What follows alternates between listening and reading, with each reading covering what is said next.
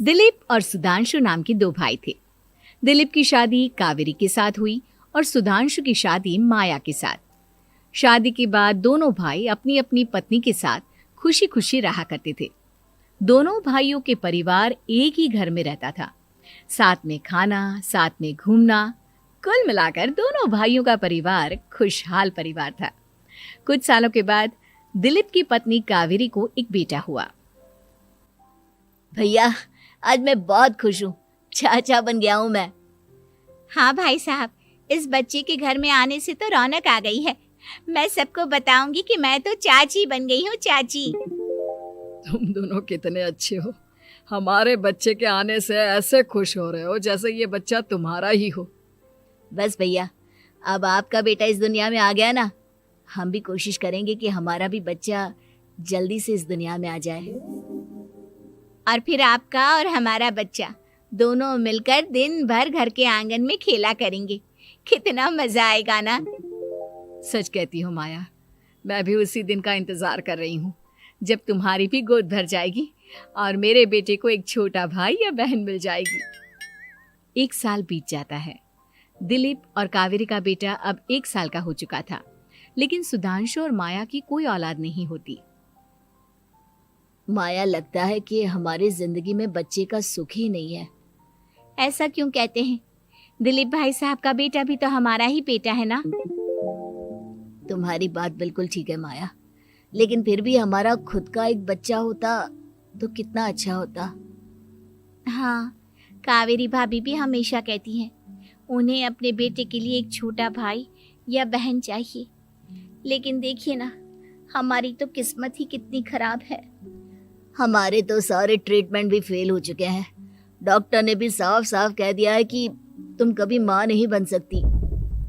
वही तो सुधांशु, बहुत बुरी किस्मत है हमारी। लेकिन माया, हम अपनी किस्मत को इतना क्यों कोस रहे हैं? हम दिलीप भाई साहब के बेटे को अपने बेटे की तरह ही प्यार कर सकते हैं ना। हाँ जी, बिल्कुल सच कहा। मैं भी वैसा कर सकती हूँ। चाची हूँ, उसे छोटी माँ का प्यार नहीं दूंगी क्या? कुछ दिनों के बाद दिलीप का एक दोस्त दिलीप से मिलने के लिए आता है। अरे क्या बात है दिलीप, बधाई हो बधाई। और घर तो काफी बड़ा है तुम्हारा। वैसे तुमने अपने बेटे के बारे में क्या सोचा है? भैया, और क्या सोचेंगे, बस उसे पढ़ा लिखा कर अफसर बनाएंगे, उसकी पढ़ाई पर खर्च करेंगे। अरे भाभी, आपकी तो इतनी सारी प्रॉपर्टी है, आपको किस बात की चिंता? ले देकर एक बेटा ही तो है। अरे नहीं दोस्त, तुम गलत समझ रहे हो। इस घर में मैं और मेरा छोटा भाई दोनों रहते हैं। इस घर का आधा हिस्सा मेरे छोटे भाई का है। अच्छा, कितने बच्चे हैं तुम्हारे छोटे भाई के? भैया, उनके साथ ना कुछ प्रॉब्लम है। मेरी देवरानी कभी माँ नहीं बन सकती। अरे फिर किस बात की चिंता? अरे मैं तो कहता हूँ अपने बेटे के भविष्य के बारे में सोचिए ही मत। बस ये घर उसके नाम करवा दीजिए। देखिए, आपके भाई का भी कोई बच्चा नहीं है तो सब कुछ आपके बेटे को ही मिलना चाहिए। लेकिन ऐसा करना क्या सही होगा? अगर उनका बच्चा नहीं है तो क्या हुआ? ये घर आधा उनका है, उनकी जो मर्जी है वो करें। अरे कैसी बात करते हो? उनकी कोई औलाद नहीं है, वो क्या करेंगे प्रॉपर्टी अपने नाम रखकर? हाँ, वैसे भाई साहब, आपकी बात तो बिल्कुल सही है। अब जो कुछ भी है वो हमारे बेटे का ही तो है। आखिर वही तो इस घर के वंश को आगे बढ़ाएगा। मैं कल ही देवर जी से बात करती हूँ। अगले दिन सुधांशु और माया, इधर आओ। तुम दोनों से एक बहुत जरूरी बात करनी है मुझे। बताइए ना भाभी, क्या बात है? आपको कहीं जाना है तो आप अपने बेटे को मेरे पास छोड़कर जाइए। मैं ही पूरा दिन रख लूंगी उसे। अरे नहीं माया, वो तो मुझे पता है। मैं किसी और चीज के बारे में बात करना चाहती हूँ। बताइए ना भाभी, क्या बात है? देखिए देवर जी, आपका कोई बच्चा है नहीं, लेकिन मैं जानती हूँ कि आप हमारे बेटे को अपने बेटे की तरह ही प्यार करते हैं। भाभी, बेटे की तरह नहीं, वो हमारा ही बेटा है। मेरे लिए तो वो मेरा ही बच्चा है। वही तो फिर क्यों ना ये सारी प्रॉपर्टी हम मेरे बेटे के नाम करवा दे, क्योंकि तुम्हारा हो या मेरा, हम सबका एक ही तो है बेटा। लेकिन भाभी, अभी तो वो सिर्फ 1 साल का है। अभी से प्रॉपर्टी उसके नाम करवाने का क्या मतलब है? देखिए देवर जी, जो काम जितना जल्दी हो जाए ना उतना अच्छा। आने वाले वक्त का क्या भरोसा। भाभी भरोसा क्यों नहीं, हम तो हमेशा आपके बेटे को माँ बाप की तरह ही प्यार करेंगे। हाँ, लेकिन फिर भी मैं चाहती हूँ कि ये सारी प्रॉपर्टी मेरे बेटे के नाम हो जाए। अब मुझे नहीं लगता तुम दोनों को इसमें कोई भी परेशानी होगी, है ना? भाभी वैसे तो आप जो कह रही हैं वो बहुत जल्दबाजी है, लेकिन फिर भी अगर आपको ऐसा लगता है तो ठीक है, कल ही प्रॉपर्टी के पेपर बनवा लीजिए, मैं और माया उस पर साइन कर देंगे। इस तरह से अगले दिन प्रॉपर्टी के पेपर बनवाकर सारी प्रॉपर्टी दिलीप और कावेरी के बेटे के नाम पर करवा दी जाती है। कुछ दिनों के बाद सुधांशु, सुबह सुबह ये कौन लोग आ गए हैं तुम्हारे घर पर? भैया वो ऊपर वाला कमरा खाली पड़ा था ना, सोच रहा था किराएदार रख देता हूँ। लेकिन किराएदार रखने से पहले आपने हमसे पूछा भी नहीं। भाभी इसमें आपसे पूछने वाली क्या बात थी, हमें एक ही कमरे की जरूरत थी, इसलिए सोचा दूसरा कमरा किराया पर दे देते हैं, कुछ इनकम हो जाएगी। अरे माया, ये सारी प्रॉपर्टी अब मेरे बेटे के नाम पर है और यहाँ पर जो कुछ भी होगा उसके लिए तुम्हें मेरी या दिलीप की परमिशन तो लेनी पड़ेगी ना। हाँ सुधांशु, तुम्हारी भाभी ठीक ही तो कह रही है। अब देखो, तुमने खुद अपने हाथों से ये प्रॉपर्टी हमारे बेटे के नाम की है, वह अभी बहुत छोटा है, तो इस घर से रिलेटेड सारे फैसले तुम्हें हमसे पूछ कर लेने चाहिए। भाभी हमें तो लगा था कि आप हम लोगों से बहुत प्यार करती हैं, लेकिन आप तो हमारे साथ भेदभाव करने लगी। अरे, इसमें भेदभाव करने वाली क्या बात है? और मैंने कौन सा तुमसे कुछ गलत मांग लिया? अरे ले देकर मेरा बेटा इकलौता इस पूरे वंश का वारिस है, सब कुछ उसके नाम है। तुम्हें इस बात से जलन क्यों हो रही है? भाभी माया को जलन नहीं हो रही, वो तो बस ऐसे ही कह रही थी। सब जानती हूँ मैं, इसकी खुद की तो कोई औलाद पैदा नहीं हुई, बस इसीलिए जब देखो तब मेरे बेटे पर बुरी नजर डालती रहती है। देखो माया, कावेरी तुमसे बड़ी है, वो जैसा कहती है वैसा करो। और वैसे भी इस घर पर अब तुम लोगों का कोई अधिकार नहीं है, वो तो हम लोगों की भलाई समझो जो तुम्हें अभी तक यहाँ रहने दिया है। भैया आप इतने कैसे बदल गए? इस प्रॉपर्टी ने आपके दिल से हमारे लिए प्यार पूरी तरह खत्म कर दिया है क्या?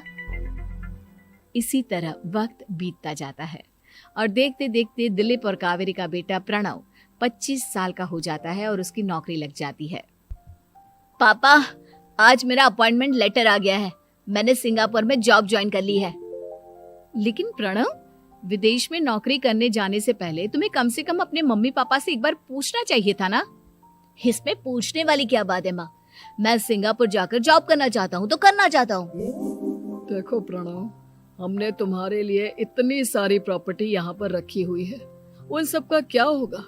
यहाँ रहो, बिजनेस करो।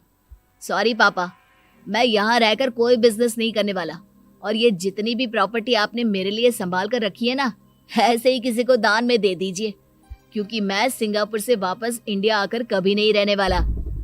दिमाग खराब हो गया है तेरा, जानता नहीं तेरी वजह से हमने तेरे चाचा चाची से लड़ाई करके पूरा घर तेरे नाम करवा दिया था। हाँ तो ऐसा करने से पहले आपको सोचना चाहिए था ना। और मम्मा, मैं तो वैसे भी उस वक्त 1 साल का था, मेरा इस मैटर से कोई लेना देना नहीं है। कैसी बात कर रहा है ये लड़का? अरे तेरी वजह से अपने छोटे भाई से दुश्मनी लेकर बैठा हूं मैंने तो उसे घर से भी निकाल दिया। जानता नहीं तू, बाजू वाले घर में एक छोटा सा कमरा किराए पर लेकर रहते हैं तेरे चाचा चाची, और ये सब मैंने तेरे लिए किया। देखिए पापा, आपने जो कुछ भी किया अपने लिए किया। मैंने आपसे कब कहा था कि मुझे ये प्रॉपर्टी और घर चाहिए? और वैसे भी अपने भाई के साथ इस तरह का बिहेव करके आपने कोई अच्छा काम तो किया नहीं। तू सही कह रहा है बेटा, हमने तेरे चक्कर में अपने छोटे भाई जैसे देवर और बहन जैसी देवरानी को इस घर से निकाल दिया। बहुत बड़ी गलती हो गई मुझसे। ठीक है मॉम, तो अब आप अपनी गलती सुधारो, लेकिन मुझे तो फॉरेन जाना है, मैं वहीं जाऊंगा। अब आगे क्या करना है ये आपका डिसीजन है। और प्रणव सिंगापुर जॉब करने के लिए चला जाता है। कुछ दिनों के बाद जब दिलीप और कावेरी को अपनी गलती का एहसास होता है तो वो सुधांशु के घर पहुंचती है। सुधांशु, माया, हमें माफ कर दो, हमसे बहुत बड़ी गलती हो गई। क्या हुआ भाभी? आज इतने सालों के बाद अब हम गरीब लोगों के घर क्या करने आई हैं? भाभी, हमने तो खुशी खुशी अपने भतीजे को सब कुछ दे दिया, अब हमारे पास कुछ भी नहीं बचा है। भाई मुझसे बहुत बड़ी गलती हो गई, जो तेरे जैसे भाई को मैंने प्रॉपर्टी के चक्कर में घर से निकाला, और जिसके लिए मैंने ये सब कुछ किया वो खुद ही विदेश चला गया। भैया भाभी, जिस बेटे के लिए आपने हम लोगों को इतनी तकलीफ दी, आपस के प्यार को बिगाड़ा, जब वही आपसे दूर चला गया तो आपको इस बात का एहसास हुआ। लेकिन माफ कीजिए, अब हम आपके साथ रहने के लिए उस घर में नहीं आ सकते। नहीं नहीं माया, ऐसा मत कहो, मुझसे बहुत बड़ी गलती हो गई, प्लीज वापस चलो, मैं वो घर फिर से तुम्हारे नाम कर देती हूँ। भाभी, मैं उस घर का क्या करूंगी? किसके लिए? मेरा कोई बच्चा नहीं, मैं तो बस जिंदगी भर आप लोगों के साथ प्यार से रहना चाहती थी, प्रणव को अपने बेटे की तरह प्यार करना चाहती थी, लेकिन आपने मुझसे वो अधिकार छीन लिया।